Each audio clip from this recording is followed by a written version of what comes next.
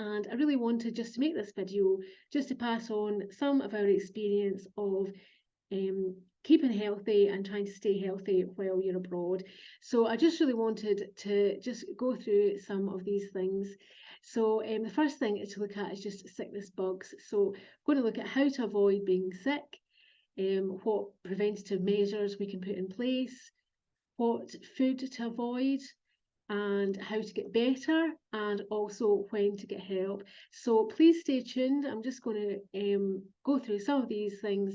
If you haven't already subscribed, you can subscribe and hear more videos. You could do that just now, but just now I'm just going to go ahead and explain to you some of the wise wisdom that we have gained over the years.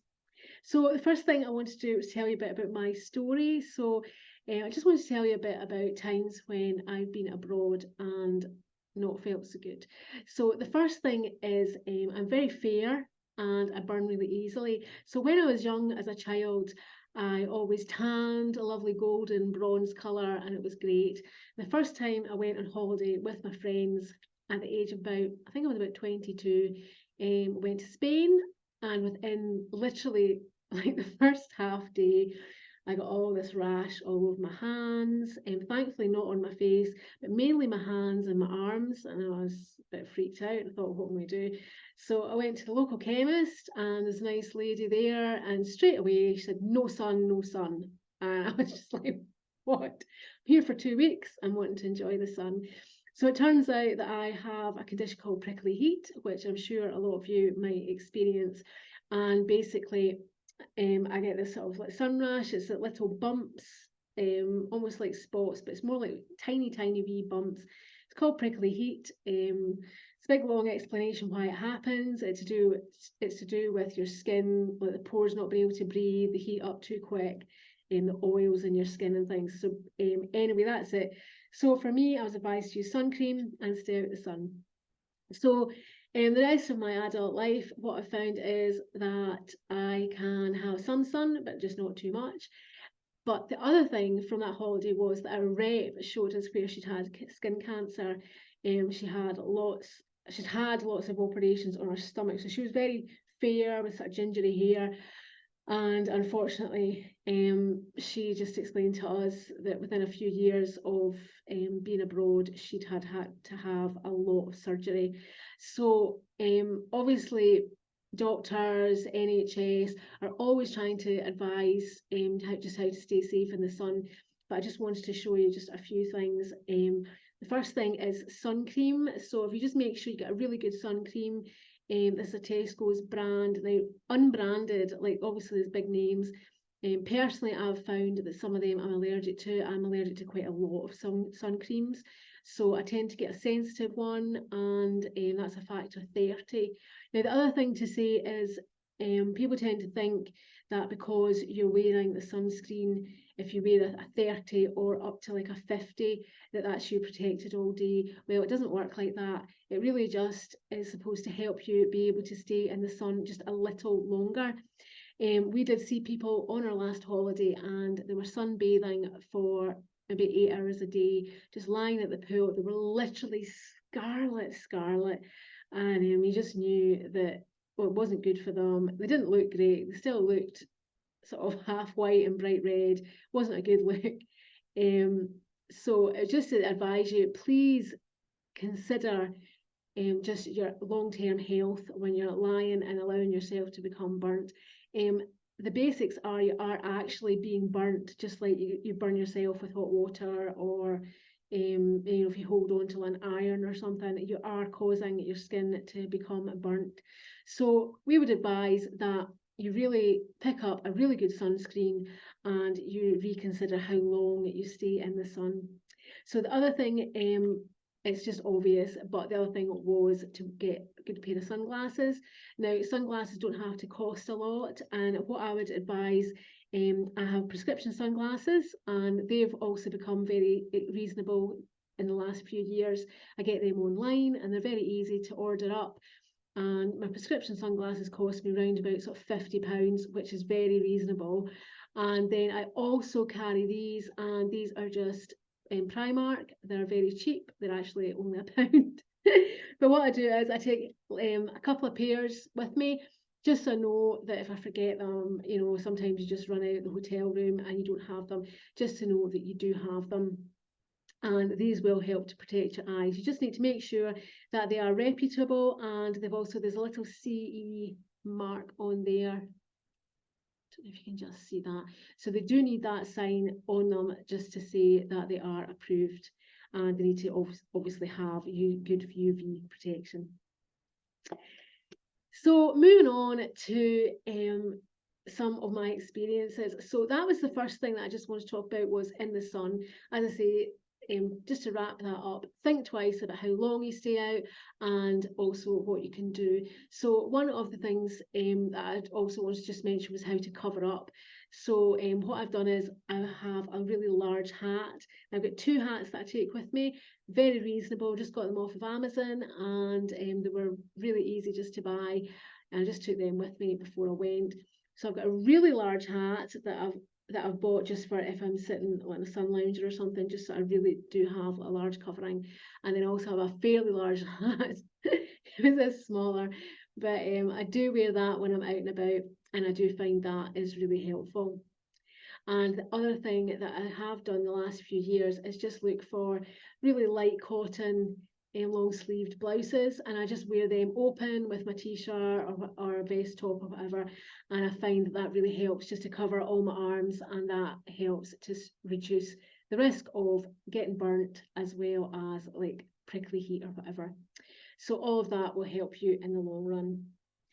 The other thing that I wanted to just have a chat to you about was my story.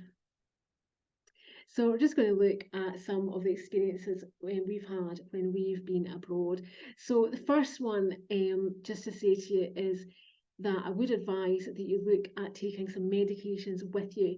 So we went to south of France on our honeymoon, and I got a bit of an upset tummy, and I just thought, oh, I'll just pop into the chemist and I'll get some Dicam or whatever.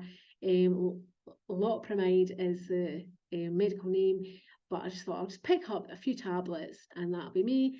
Well, there was nothing easy about that at all. It was a Sunday, so lots of the larger shops were closed, and we found that chemists, they had sort of medical chemists which only sold like sort of medications, but they did have lots of these shops that looked a bit like what we would have, like a Boots or whatever. And I thought I'll just pop into one of these, get some quick tablets. But we found very quickly that these shops just sold more sort of cosmetics, soaps, things like that. So we did a really funny episode where I was trying to explain to the girl what was wrong with me, and at that point there wasn't any apps or any translations, so I was trying to chat away, and I said, oh, not well, not well, and she couldn't get what I was talking about. And at one point I started clutching my stomach and thought, oh, I'm in pain, I'm like, oh, my stomach. And then she actually led me to a whole shelf which had diet tablets. So that was a complete and utter disaster. So very embarrassing, but she obviously thought I was in such pain because I was overweight. So we had to wait to the next day, and we did eventually get some tablets, but it really wasn't easy. So the first thing I would say to you is pop some diarrhea tablets into your bag and just make sure you take them. The only thing about taking medication abroad is on the plane is that you have to make sure that you keep it in its original packaging. So you can't obviously take the tablets out and just put them in a bag, because then you could be stopped and they could be questioned as to what they are. So if you make sure you take some of them with you. Same with paracetamol. Very hard just to buy paracetamol off the shelves. So moving on from there, we did go to Austria, and this was a different holiday. And unfortunately, about 10 years ago, there was a whole spate of times where every time we went on holiday, the minute I got off the plane, I got the most awful sore throat and cold. So we ended up, we're in Austria, and we were looking to get just some paracetamol or some cold and flu tablets. And again, this proved very difficult. So we're really surprised. Things might have changed a little now. This has gone back a few years, but we did find that these medications that we buy very easily off the shelf, that they weren't legally produce like that over there. So not only I couldn't get paracetamol very easily, I had to speak to a chemist and go through all my symptoms. And I was given ibuprofen, which was really good, but it wasn't easy to get. It was actually given as a sort of sort of prescribed medication rather than just me picking something up. And the other thing that I really struggled to get, which was really shocked, was cough sweets. They just didn't have them. So they did have, you get these little like Swiss, I can't remember the name of them, but they're wee sort of like sweets, but they don't really have any menthol and they weren't really that helpful. So again, if you do find that you're prone to catching colds or flus on the plane, make sure you just take a couple of packets of cough sweets and just pop them in your case. And just in case you need them, I would recommend that you did that as well. So there was another time when I had an upset tummy in Spain and ended up quite sick, and I couldn't get rid of sort of diarrhea, and I couldn't get rid of it for ages. So that was a time when I really needed to use the medical insurance. And one of the things that I really learned from that was that you had to make sure that you did have all the documents to hand and that you contacted the medical insurance straight away just to explain the trouble that you were in. So basically, I had this sort of illness and it just didn't go away. So I had a doctor come to the hotel and she gave me a shot, like a jag, and injection. And she said, "Oh, that'll sort you out." Then a few days went on. I went to a doctor. He gave me another injection. He said, "Oh, you'll be totally fine." And eventually, after I think it was sort of it was either 9 or 10 days or so, I ended up having to go to a medical centre and had to go to the hospital. So my experience from that was that the insurance was really helpful and they helped us to rebook flights and different things. But it is important that you do have all that documentation and that you have really good communication as well. So one thing that was really good for us is at that time our phone package meant that we could get free calls to the UK. So that was really helpful. And again, I would say that if you do feel that you're struggling and the days are going on, really push the matter. Don't just sit back and think, oh, I'll get better, because sometimes I got it was a saline drip and antibiotics. So I got sort of a sort of after. I was there at the hospital for like a whole day, but I just stayed in the waiting room and saw the doctor in like a sort of like well, it's a cubicle thing, and then just get put back to the waiting room. But once that medication went into my system, it literally stopped it dead. So the other good news is that sometimes that you can access medical treatment that will really help and really help quickly. So I was able to go and eat a meal after that. So that was fantastic after being sick for so long. So that's good to know as well.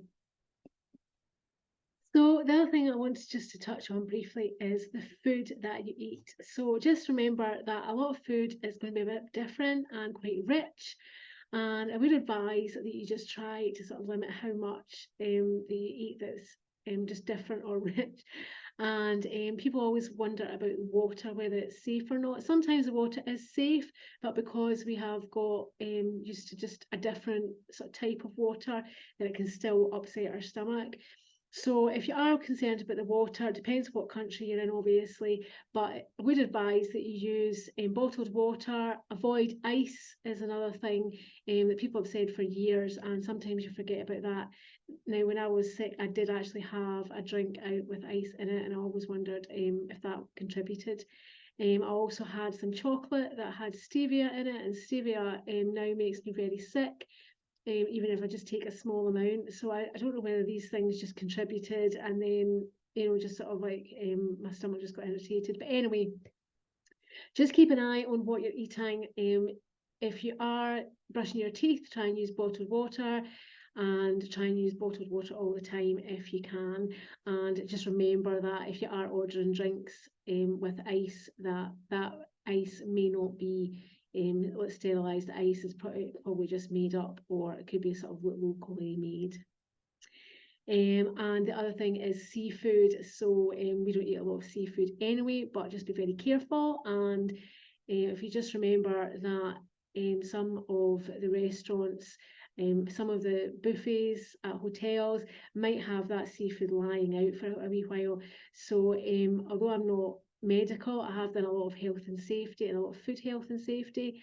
I've done a lot of courses, and I've been a health and safety officer, and I've been in charge of catering for food as well. So there are very strict guidelines about how long things can stay out, because basically it just turns. But you have to remember, when you are abroad, it's very, very hot, and the heat makes things go off very quickly. So even if there's been seafood that's been put out on ice, you may find that when you come to eat it, say you go late down for dinner, it might have already been sitting out for 2 hours. It might have just started to turn because of the heat, and then that could also make you quite ill. So I would just sort of keep an eye on how fresh you think things are. If you are in doubt at all, just don't eat it. You can't always tell with food poisoning whether food has a different smell or a different taste. That's one of the things that they do teach you when you do food hygiene, is that it's not always obvious. Sometimes it is, but it's not always. So just be careful about that as well. Okay, so moving on from there, I was just going to talk through just a wee bit about hygiene and how you can try and avoid being sick in the first place. So one of the things that we do is we use these hand wipes. So you've got lots of different kinds. I find hand wipes a bit better than gel, because I do find that you can actually wipe stuff off of your hands. So if you've been eating crisps or something, you can actually wipe your hands rather than just putting the gel on. It just sort of like puts all the stuff all over your hands. So you've got all sorts of different kinds. Now, we found in Spain that these didn't really exist. They did have some hand gel places, but they didn't really have wipes. So if you are someone that likes wipes, I would just take quite a few packets with you, just pop them in your case. And as I say, I find these are actually better. So especially when you're eating food at the restaurants and hotel buffets. So you do have to be quite careful, just try and keep your eyes out. And but I would say, if you use antibacterial wipes, if you try and use them beforehand, or gel, and then just every time you sort of pick up something with tongs. And the other thing was just to make sure that you do wash your hands, and that you use them when you're on public transport and things like public toilets.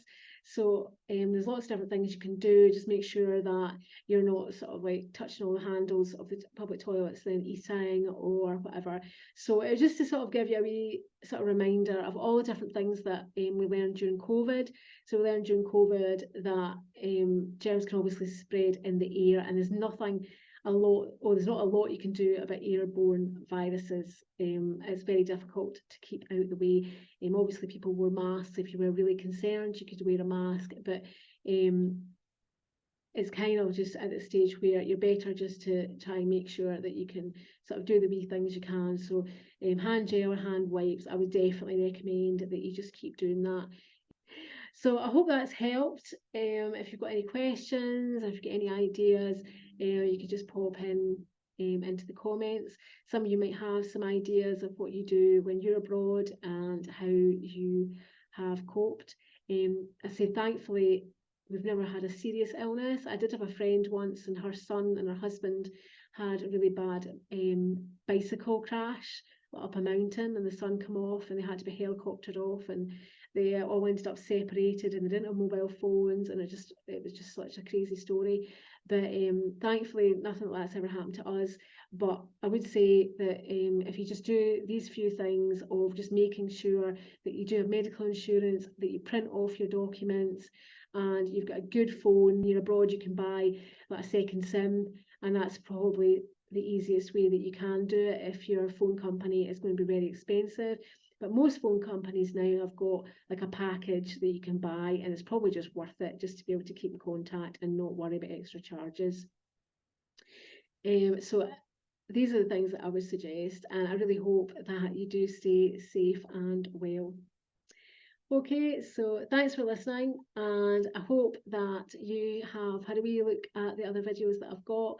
I say we do have some other footage that we're going to be working on of some other holidays and travel, so I hope that you'll stay in touch. Okay, stay safe and well. Bye.